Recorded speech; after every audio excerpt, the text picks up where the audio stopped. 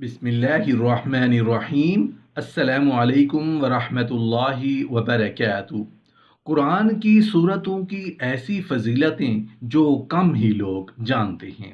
سورہ بقرہ کی فضیلت۔ سورہ بقرہ کی بہت فضیلت ہے۔ جس گھر میں اس کی تلاوت ہوتی رہے اس گھر میں شیطان اور جن داخل نہیں ہو سکتے۔ سورہ البقرہ کی تلاوت اور سماعت جادو کا بہترین علاج ہے۔ کوئی جادوگر سورہ بقرہ پر غالب نہیں آ سکتا۔ سورہ بقرہ کی تلاوت کرنے سے گھر میں خیر و برکت رہتی ہے۔ سورہ بقرہ کی تلاوت کرنے سے خیر و برکت سے محروم ہو جاتا ہے۔ قیامت کے روز سورہ بقرہ اپنے پڑھنے والوں کی مغفرت کے لیے اللہ تعالیٰ سے جھگڑا کرے گی۔ سورہ بقرہ قرآن مجید کی چوٹی ہے۔ حضرت عبداللہ بن مسعود رضی اللہ عنہ کہتے ہیں کہ رسول اللہ صلی اللہ علیہ وآلہ وسلم نے فرمایا، ہر چیز کی ایک چوٹی ہوتی ہے اور قرآن کریم کی چوٹی سورہ بقرہ ہے۔ جس گھر میں سورہ بقرہ پڑھی جائے شیطان سنتے ہی اس گھر سے بھاگ جاتا ہے۔ اس سورت کی آخری 2 آیات کی تو بہت ہی فضیلت ہے۔ رات سونے سے پہلے سورۃ البقرہ کی آخری 2 آیات پڑھنے والا ہر آفت سے محفوظ رہتا ہے۔ حضرت ابو مسعود رضی اللہ عنہ کہتے ہیں کہ نبی کریم صلی اللہ علیہ وآلہ وسلم نے فرمایا، جس نے رات کے وقت سونے سے پہلے سورہ بقرہ کی آخری 2 آیات پڑھ لیں وہ اس کے لیے کافی ہوں گی۔ سورہ بقرہ کی آخری 2 آیات جادو کا اثر ختم کرنے کی زبردست تاثیر رکھتی ہیں۔ حضرت نعمان بن بشیر رضی اللہ عنہ روایت کرتے ہیں کہ نبی کریم صلی اللہ علیہ وآلہ وسلم نے فرمایا، اللہ تعالیٰ زمین و آسمان کی تخلیق سے 2000 سال پہلے ایک کتاب لکھی اور اس میں 2 آیات رکھیں جن پر سورہ بقرہ ختم ہوتی ہے۔ اگر یہ ایک آیات مسلسل 3 رات تک پڑھی جائے تو شیطان اس گھر کے قریب بھی نہیں بھٹکے گا۔ سورہ بقرہ کی آخری 2 آیات پڑھ کر اللہ تعالیٰ سے جو حاجت طلب کی جائے وہ پوری ہوتی ہے۔ حضرت عبداللہ بن عباس رضی اللہ عنہ کہتے ہیں کہ ایک روز جناب جبرائیل علیہ السلام نبی کریم صلی اللہ علیہ وآلہ وسلم کے پاس بیٹھے ہوئے تھے کہ انہوں نے اوپر سے دروازہ کھلنے کی زوردار آواز سنی۔ اپنا سر اٹھایا اور نبی کریم صلی اللہ علیہ وآلہ وسلم کو بتایا کہ یہ آسمانوں کے دروازوں میں سے ایک دروازہ ہے جو آج سے پہلے کبھی نہیں کھلا۔ اس سے ایک فرشتہ نازل ہوا ہے جو آج سے پہلے کبھی زمین پر نازل نہیں ہوا۔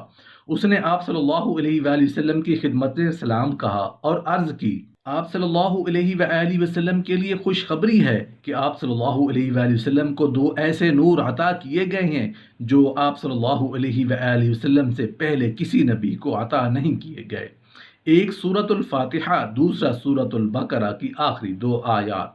جو شخص یہ 2 آیات پڑھے گا اسے اس کی مانگی ہوئی چیز ضرور دی جائے گی۔ سورہ آل عمران کی فضیلت۔ قیامت کے روز سورہ بقرہ اور سورہ آل عمران قرآن مجید کی قیادت کرتی ہوئی آئیں گی اور اپنے پڑھنے والوں کو بخشوانے کے لیے اللہ تعالیٰ سے جھگڑا کریں گی۔ حضرت نواس بن سمعان کلابی رضی اللہ عنہ کہتے ہیں کہ میں نے نبی کریم صلی اللہ علیہ وآلہ وسلم کو یہ فرماتے ہوئے سنا ہے، قیامت کے روز قرآن مجید لایا جائے گا اور جو لوگ قرآن پاک پر عمل کرتے تھے وہ بھی لائے جائیں گے۔ سورہ بقرہ اور سورہ آل عمران آگے آگے ہوں گی۔ اس کے بعد نبی کریم صلی اللہ علیہ وآلہ وسلم نے ان دونوں سورتوں کی 3 مثالیں دی جنہیں میں آج تک نہیں بھولا۔ نمبر 1، دونوں صورتیں بادل کے 2 ٹکڑوں کی طرح ہوں گی یا 2 کالے رنگ کی چھڑیاں ہوں گی جن میں روشنی چمک رہی ہوگی، یا 2 قطاریں پرندوں کی ہوں گی اور وہ اپنے پڑھنے والے اور عمل کرنے والے کی طرف سے جھگڑا کریں گی۔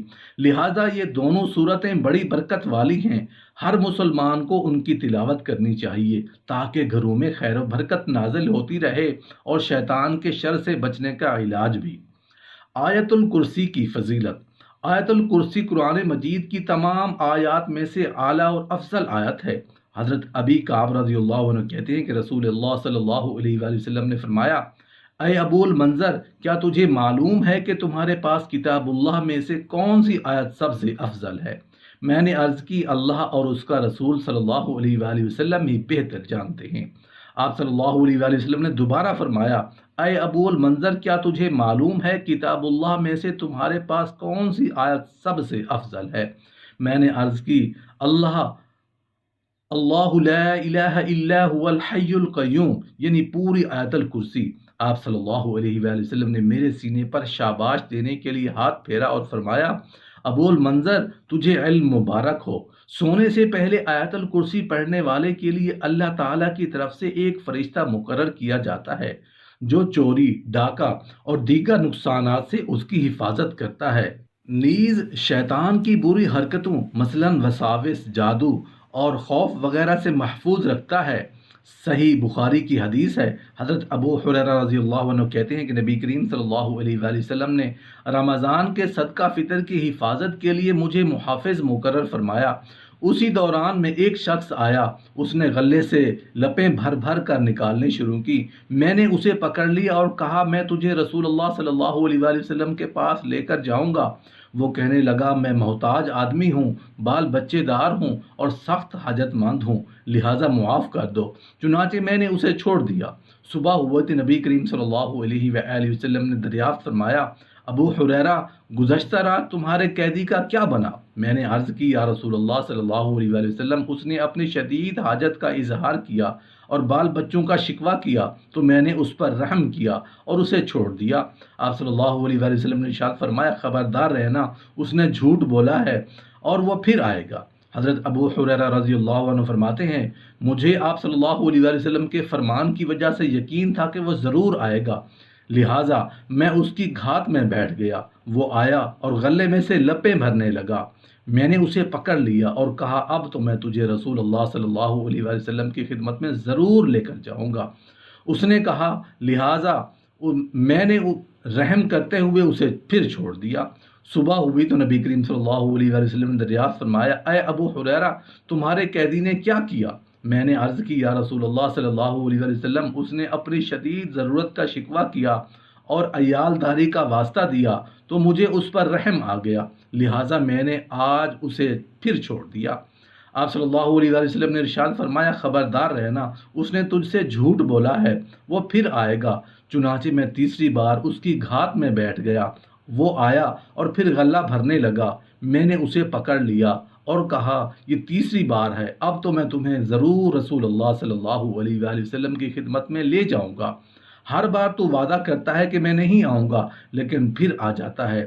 اس نے کہا، اچھا میں تمہیں ایسے کلمات بتاتا ہوں جن سے اللہ تجھے فائدہ دے گا، لیکن اس کے بدلے تو مجھے چھوڑ دے۔ میں نے پوچھا، وہ کلمات کیا ہیں؟ اس نے کہا، جب تو رات کو سونے کے لیے اپنے بستر پر آئے تو آیت الکرسی پڑھ لیا کر، ایک فرشتہ ساری رات تیری حفاظت کرے گا اور صبح تک شیطان تیرے پاس نہیں آئے گا۔ یہ سن کر میں نے اسے پھر چھوڑ دیا۔